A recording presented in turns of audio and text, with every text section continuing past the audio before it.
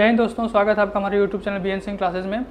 आज हम लोग बात करेंगे जो दुनिया की जो बेस्ट एक इंटेलिजेंस एजेंसी है, जो जासूसी एजेंसी है, खुफिया एजेंसी मोसाद। उसी मोसाद का एक ऑपरेशन है, ऑपरेशन डायमंड। ठीक है, उसी के बारे में हम लोग बात करेंगे। और ये मोसाद जो है वो इजराइल की एक खुफिया एजेंसी है, और जो मतलब दुनिया के जो बेस्ट एजेंसी हैं, जो दुनिया की जितनी खतरनाक एजेंसी हैं उसमें से एक आता है, मतलब एक है वो मोसाद है। ठीक है, तो मोसाद के बहुत ही फेमस ऑपरेशंस हैं, जैसे आपके डायमंड हो गया, रेथ ऑफ गॉड हो गया, थंडरबोल्ट हो गया। तो उसमें हम लोग एक स्पेशल वीडियो लेकर आए हैं, ऑपरेशन डायमंड। ठीक है, ऐसा ही हम लोग जो भी दुनिया के जितने बेस्ट ऑपरेशंस हैं इंक्लूडिंग इंडिया, सबको हम लोग कवर करेंगे। तो आज हम लोग बात करेंगे ऑपरेशन डायमंड की। देखिए, ऑपरेशन डायमंड जो है वो अपने समय की जो सबसे बेस्ट फाइटर प्लेन थी वो थी आपकी MiG-21। ठीक है, पूरा नाम इसका है मिकोयन गुरवेचिव, और ये सुपरसोनिक फाइटर जेट प्लेन थी। 1955 के आसपास रसिया ने इसको बनाना शुरू किया था, और उस समय की सबसे खतरनाक फाइटर प्लेन मानी जाती थी। ठीक है, तो इसमें हम लोग बात करेंगे। तो ऑपरेशन है, ये स्टार्ट हुआ था आपका मिड 1963 से, और ये 16 अगस्त 1966 को ख़त्म हो गया था। मोसाद के जो चीफ हैं, इसमें दो मोसाद चीफ की बात करेंगे हम लोग, आइसर हैरेल और मीर एमिट की, और इजराइल के जो एयर चीफ थे कमांडर आइजर वाइजमैन। ठीक है, और इन लोगों की हम लोग बात करेंगे। तो हम लोग जब स्टार्ट करते हैं इस ऑपरेशन के बारे में, तो देखिए सबसे पहले ऑपरेशन के मतलब इसमें हुआ क्या था, प्रॉब्लम क्या थी। देखिए, देश जब सेकेंड वर्ल्ड वार खत्म हुआ था 1945, तो उसके बाद आपको पता होगा कि जो दुनिया थी वो दो ब्लॉक में बढ़ चुकी थी, और वो दो जो ब्लॉक थे वो था आपका, एक था यूएस का ब्लॉक, एक अब था यूएसएसआर। ठीक है, तो यूएस के ब्लॉक में कुछ देश थे और कुछ देश थे जो आपके यूएसएसआर के बीच में, और दोनों के बीच में कोल्ड वार चल रहा था। इस कोल्ड वार के बीच में क्या हुआ कि दोनों जो थे अपने अपने पावर को इंक्रीज कर रहे थे। दोनों चाहते थे कि हम एक दूसरे से ज़्यादा शक्तिशाली हों, और इसी शक्तिशाली की रेस में जो यूएसएसआर था, यानी कि जो रशिया था, उसने MiG-21 एक सुपरसोनिक फाइटर जेट, मतलब जो अपने समय के सबसे शक्तिशाली सबसे खतरनाक फाइटर प्लेन का उसने निर्माण किया 1955 के आसपास। ठीक है, अब जो यूएस ब्लॉक था, यूएसएसआर जो अमेरिका था, और जो अमेरिका के साथ जो उसका अलाइ देश था इजराइल, और इन सब को प्रॉब्लम होने लगी। अब इन लोगों को पता चला कि भाई इतना खतरनाक ये MiG-21 बनाया, तो आखिर इसमें है क्या। अगर हमें देखने को मिले, अगर हम लोग उसको देख सके, पता चल सके कि इसके अंदर ऐसा क्या है जो इतना ये खतरनाक है, इतना अच्छा फाइटर प्लेन है, तो बढ़िया हो। अब इसके लिए जो इजराइल के जो मोसाद के जो उस समय चीफ थे, इजर हैरेल, इन्होंने बहुत कोशिश की कि किसी भी तरह से हमें एक बार MiG-21 के बारे में जो भी हम जानना चाहते हैं वो पता चल जाए, लेकिन वो कुछ नहीं कर पाए। उन्होंने बहुत कोशिश की। अब इजराइल चाहता था कि किसी भी तरह से जो MiG-21 है उसको हमको एक झलक मिल जाए, उसके बारे में हमको पता चल जाए। तो अब कैसे क्या हुआ, कैसे उसने MiG-21 को पाया, कैसे MiG-21 उसके देश में आया, इसी को लेकर ये ऑपरेशन डायमंड है। ठीक है, देखिए क्या हुआ कि 1959 के आसपास जो रसिया था, उसने जो उसके अलाइज देश थे, यानी जो उसके मित्र राष्ट्र थे, उन लोगों को उसने ये डिलीवर करना शुरू किया। तो उसमें से इसने कुछ लोगों को बेचा था, जिसमें इराक था, सीरिया था और इजिप्ट था। ठीक है, इन तीन देशों को रसिया ने, ये जो फाइटर प्लेन था MiG-21, इस MiG-21 को रसिया ने तीन देशों को बेचा था, जिसमें थे इराक, सीरिया और इजिप्ट। और इन तीनों को मतलब इनके जब ये MiG-21 जब इसको डिलीवर किया, तो उसने साफ उसने कंडीशन रखा था कि किसी भी, जितने भी यूएस के मित्र राष्ट्र है, या कोई भी यूरोपियन कंट्री है, या जो वेस्टर्न कंट्री है, किसी को भी इस MiG-21 के बारे में कुछ भी पता नहीं चलना चाहिए, या उनके हाथ में ये MiG-21 नहीं लगना चाहिए, यानी कि वो किसी भी तरह से MiG-21 के करीब ना आए, या MiG-21 के बारे में उनको पता नहीं चलना चाहिए। तो बहुत सारे कंडीशन थे जो रसिया ने इन लोगों के ऊपर लगा दिया था। ठीक है, ऐसे करते करते 1962, तो अब जो इजराइल था उसने बहुत कोशिश की कि MiG-21 के बारे में पता चल सके, और ऐसे करते करते 1962 आते आते जो मोसाद के जो चीफ थे इजर हैरेल, ये रिटायर हो गए। अब इनके बाद जो नए चीफ आए वो थे मीर एमिट,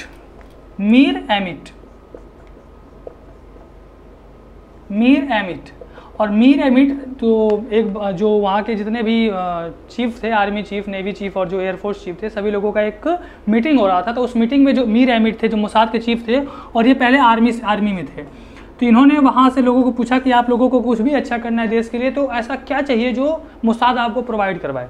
तो जो एयर चीफ थे, कमांडर एजर वाइजमैन, उन्होंने कहा कि हमें MiG-21 ला कर दे दीजिए। अब MiG-21 चाहिए, तो जो मीर एमिर थे उनको बहुत बड़ा मतलब उनको शौक लगा कि भाई ये ऐसा मांग क्या रहे हैं, MiG-21 रसिया का एयरक्राफ्ट है, जेट प्लेन है, वो कैसे हम ला सकते हैं, वो तो हम लोगों को भी देगा ही नहीं। तब इन्होंने कहा कि चाहे कुछ भी हो जाए, MiG-21 को मैं अपने देश में लेकर आऊँगा ही, चाहे उसके लिए मुझे कुछ भी करना पड़े। अब उस MiG-21 को लाने के लिए क्या क्या रास्ते हो सकते थे, सभी बातों पे जब इन लोगों ने शुरू किया कौन सा ऑप्शंस ठीक है, तो इन लोगों ने सोचा कि सबसे बढ़िया जो बेस्ट ऑप्शन है कि जिस देशों में रसिया ने बेचा है, जैसे इराक हो गया, इजिप्ट हो गया, सीरिया हो गया, तो यहाँ के जो पायलट हैं, जो एयरफोर्स के जो पायलट हैं जो MiG-21 उड़ा रहे हैं, उन लोगों को लालच दिया जाए, या उन लोगों को किसी भी तरीके से, या तो उनको ब्लैकमेल करके, लालच देके, किसी भी तरीके से उन लोगों को ये कहा जाए कि वो अपने देश से MiG-21 उड़ाएं और इजराइल में आकर उसे स्टॉप कर दे, वहाँ पे वो रख दे। तो इस तरह से पहला जो इन लोगों का जो फाइटर प्लेन लाने की जो बात थी, पहला जो इन लोगों का अटैम्प्ट था वो शुरू हुआ इजिप्ट में। इजिप्ट से इन्होंने अपना पहला अटैम्प्ट शुरू किया, और इजिप्ट में जो मिशन था, इजिप्ट मिशन के लिए इन्होंने अपने मोसाद का एक एजेंट था जिसका नाम था जीन थॉमस, इसको वहाँ पे भेजा काम करने के लिए कि किसी भी तरह से जो इजिप्ट के जो MiG-21 के जो फाइटर प्लेन के जो पायलट हैं उनको संपर्क करो और उनसे किसी भी तरह से ये काम करवाओ। इसके लिए $1 मिलियन देने की बात की गई कि जो भी अगर पायलट मान जाता है उसे $1 मिलियन दिया जाएगा। उसके साथ और भी चीज़ें थी। तो सबसे पहले इजिप्ट का एक पायलट था जिसका नाम था आदिब हन्ना, ठीक है। तो जो जीन थॉमस थे उन्होंने इनको संपर्क किया आदिब हन्ना को, लेकिन यहाँ पे और उन्होंने जो भी डील थी वो डील आदिब हन्ना को बता दिया इजिप्ट के, लेकिन वो डील पूरी हो ही पाती उसके पहले जो आदिल हन्ना था उसको समझने में जो जीन थॉमस थे वो गच्चा खा गए। और ये जो आदिब हन्ना थे ये अपने देश से गद्दारी करने को नहीं सोचे थे, और ये जाके जो अथॉरिटी थी, जो अपने ऑफिसर्स थे, उनको बता दिया कि ऐसी ऐसी बात है, और ये जो जीन थॉमस हैं ये हमको देश के खिलाफ भड़का रहे हैं और ऐसे ऐसे करने की बात कर रहे हैं। और ये बात पता चली जीन थॉमस जो थे इनको और इनके पूरे परिवार को, और जो इस ग्रुप में 3 लोग और थे सबको गिरफ्तार कर लिया गया, और जीन थॉमस और इनके ग्रुप के 2 लोगों को फांसी दे दी गई, और जो इनके कुछ लोग थे, जो इनके फादर थे, इनके फैमिली कुछ मेंबर थे और कुछ लोग थे, इन लोगों को लंबे साल के लिए जेल में डाल दिया गया, बाद में उनको छोड़ दिया गया था। तो पहला जो अटैम्प्ट था वो इजिप्ट में जो इन्होंने पहला अटैम्प्ट किया वो तो फेल हो गया। सेकेंड अटैम्प्ट इन्होंने इराक में किया। इराक के 2 पायलट थे, फ्लाइट पायलट, इन लोगों को इन्होंने संपर्क किया, लेकिन वो देश से अपनी गद्दारी नहीं करना चाहते थे, और वो जो भी मतलब ये करना था कि मतलब सबसे पहली बात क्या थी कि इराक से फाइटर प्लेन उड़ा के फिर इजराइल तक ले जाना था, ठीक है, और उसके बीच में कितने कंट्री आएंगे, बहुत सारी प्रॉब्लम्स थी। तो इन सब की वजह से ये जो 2 पायलट थे ये डर गए, और दोनों पायलट ने गद्दारी करने से मना कर दिया अपने देश से। अब सबसे बड़ी प्रॉब्लम क्या हुई कि अब मोसाद को लगा कि अगर ये दोनों पायलट अगर जाके अपने देश में बता देंगे, अगर 2 लोगों को बता देंगे, तो फिर हमारा जो ये प्लान है वो सबके सामने आ जाएगा और बहुत प्रॉब्लम हो जाएगी। तो इसके लिए क्या हुआ कि जो मोसाद के जो एजेंट थे उन लोगों ने दोनों पायलट को मार डाला, और कुछ देर के लिए, कुछ समय के लिए ये जो इनका ऑपरेशन था डायमंड, जो ये मिशन था, उसको रोक दिया गया। अब हम लोग बात करेंगे थर्ड अटैम्प्ट की, यानी कि तीसरा attempt, third attempt and the last and final attempt. इसमें क्या हुआ कि जो ये लोग थे, इन लोगों को थोड़ी प्रॉब्लम हुई, मोसाद का जो मिशन था वो नाकामयाब हो रहा था बार बार। तो अब हुआ क्या कि एक इराकी नागरिक था,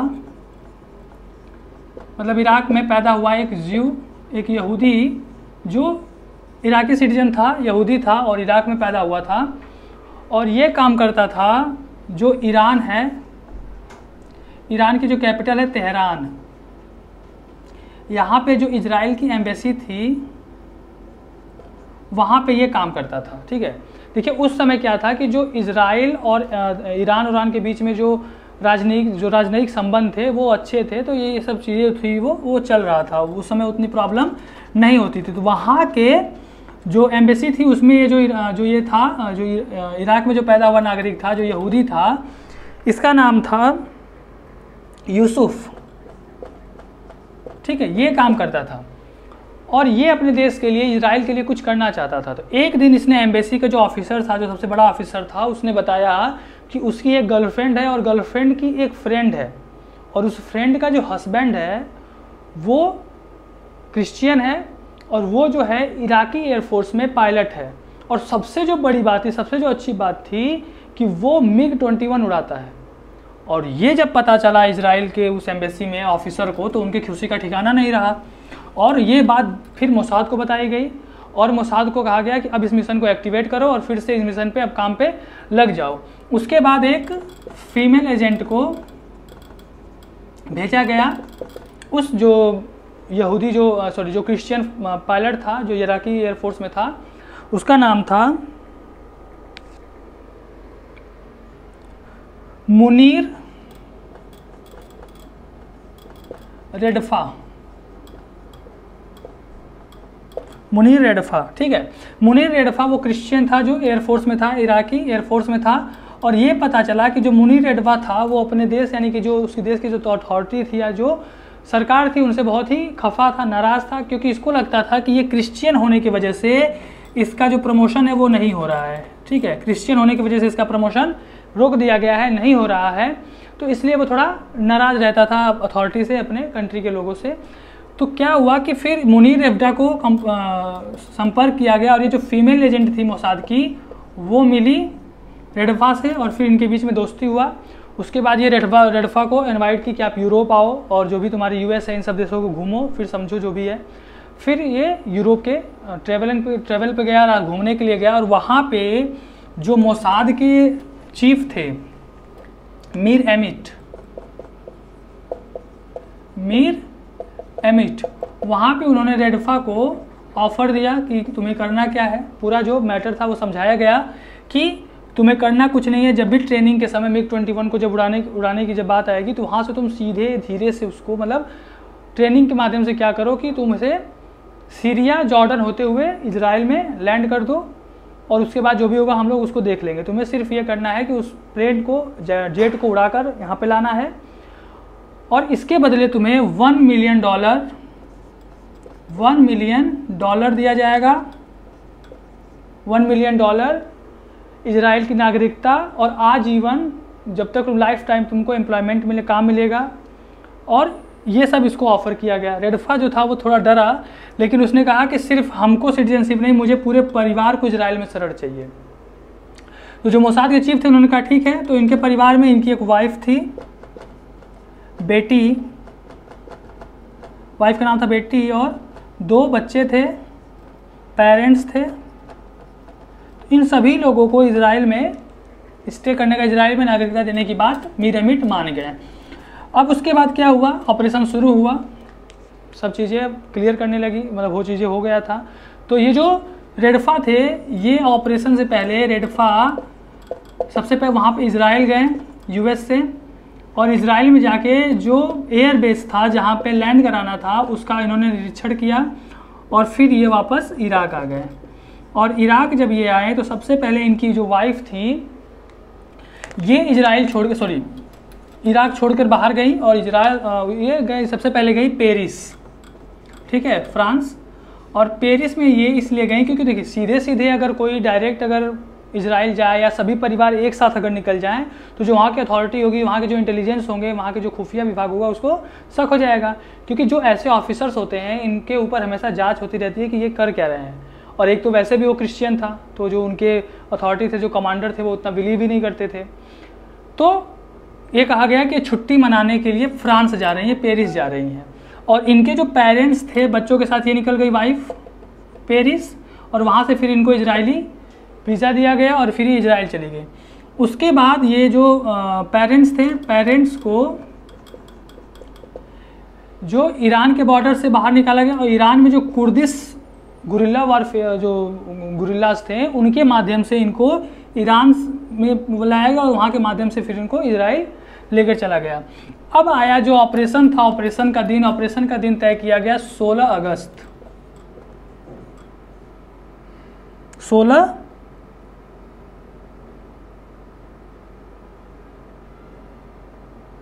ठीक है, 16 अगस्त 1966।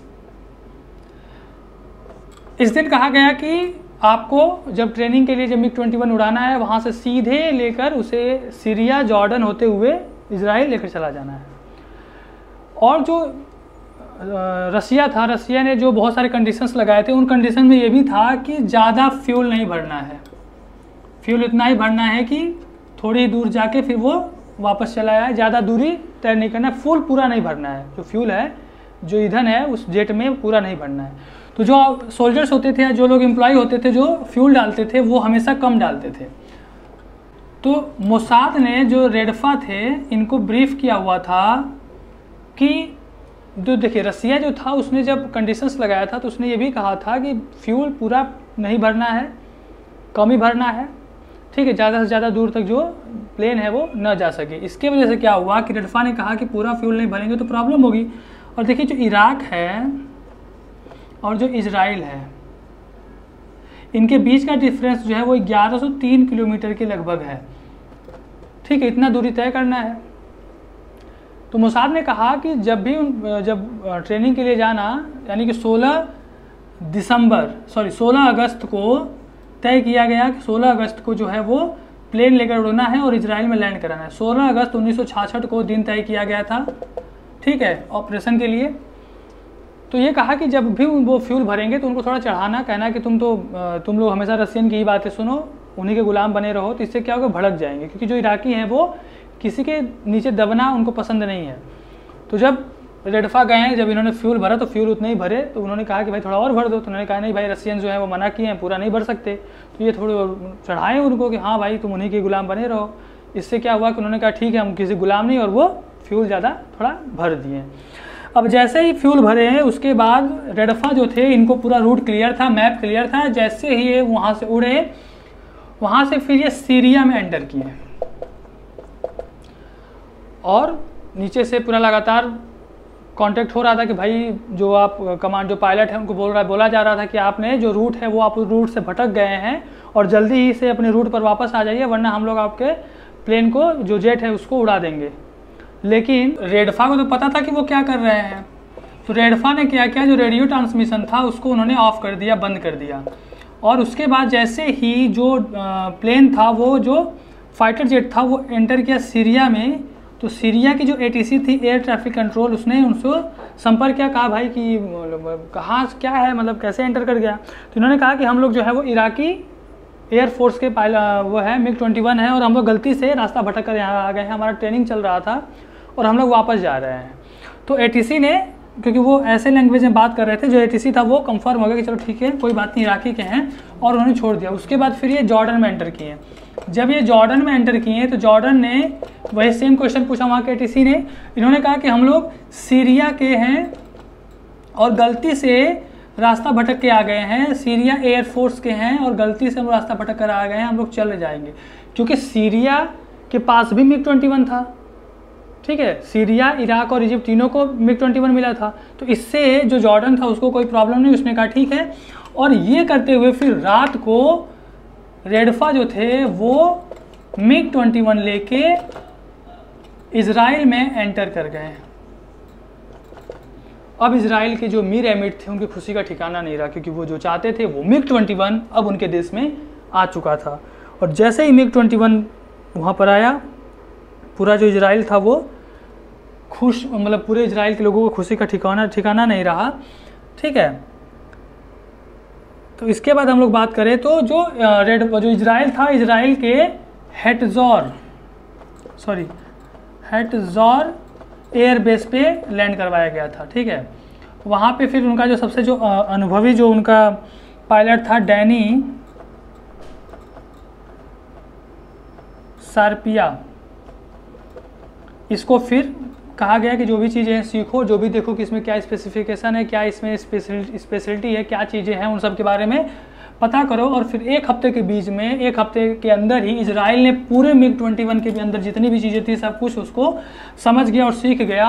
और इसी MiG-21 का इस्तेमाल करते हुए, इसी MiG-21 का इस्तेमाल करते हुए जब सीरिया के साथ इजराइल की लड़ाई हुई, सीरिया के साथ जब इजराइल की लड़ाई हुई तो इजराइल ने अपने एक MiG-21 से सीरिया के 6 MiG-21 को उड़ा दिया, ख़त्म कर दिया, और युद्ध जो था वो जीत गया। तो ये MiG-21 को एक देश से अपने देश में लेकर आना, यही है ऑपरेशन डायमंड। इसके बाद क्या हुआ कि जब रसिया ने पूरा इसका बात जो था वो कहा कि कैसे कोई किसी देश से हमारा जो MiG-21 है वो चुरा कर लेकर जा सकता है, ऐसे कर सकता है, तो फिर अब इजराइल का तो पूरा काम ख़त्म हो गया था, इजराइल को कुछ करना नहीं था। इजराइल ने यूएस से कुछ उसके जो फाइटर प्लेन थे F4 फैंटम इसका डिमांड कर रहा था, मांग रहा था, लेकिन यूएस जो था वो देने को तैयार नहीं था। अब इजराइल ने क्या किया, कहा है कि ठीक है भैया हमारा काम तो खत्म हो गया। उसने क्या किया, MiG-21 जो था वो यूएस को दे दिया, क्योंकि यूएस को भी चाहिए था, उसको भी पता करना था क्या है इसमें। उसने MiG-21 यूएस को दिया और यूएस से F4 फैंटम जो था वो लिया, और इस तरह से जो प्रॉब्लम थी MiG-21 की वो यूएस के हाथ में चला गया। और इस तरह से जो देखेंगे तो ऑपरेशन डायमंड अपने आप में एक बहुत ही ज़बरदस्त ऑपरेशन था, जिसमें इजराइल ने एक देश से MiG-21 ही चुरा कर अपने देश में लेकर चलाया, पायलट सहित। मतलब किस तरह से किया वो तो हो गया। तो ठीक है, तो ये हमारा ऑपरेशन डायमंड था। इसके बाद हम लोग किसी और ऑपरेशन से, इंपॉर्टेंट ऑपरेशन में बात करेंगे, ठीक है। तो तब तक के लिए जय हिंद, थैंक यू।